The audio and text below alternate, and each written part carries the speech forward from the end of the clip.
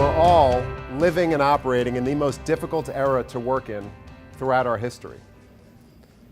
I could say that for two reasons. Number one, there is nobody in here from the Industrial Revolution that's going to argue with me. And number two, there is overwhelming evidence. Overwhelmed, frustrated, distracted, anxious, in many cases really at the edge of burnout and breakdown.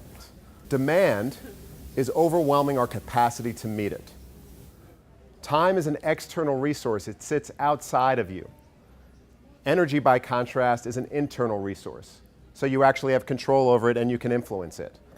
And not only can energy be expanded and renewed, but you can actually learn to spend it more efficiently. Studies consistently show if you feel compelled to work continuously, which burns down your reservoirs of glucose and oxygen, you will give less than full effort along the way. On average, people work about 40% of the time that they're at their desks. We're actually meant to sleep twice in a 24-hour cycle, and even short of the afternoon nap, even just taking a break to step outside of all the busyness and renew and replenish yourself is really what I'm referring to as daytime rest. It doesn't really take very long to get renewal. If you think about, even for in car racing, 10 to 15 second pit stops, end up being some of the primary determinant for the outcome of a race is what happens when they're not on the racetrack. What could you do for 1 minute through a breathing exercise?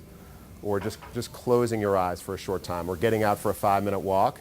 And those kinds of things, if they're not, you're not talking about taking a 2-hour sabbatical from the day, where you're more energized and more purposeful. It's about the energy that you bring to the hours you're working that determines your value.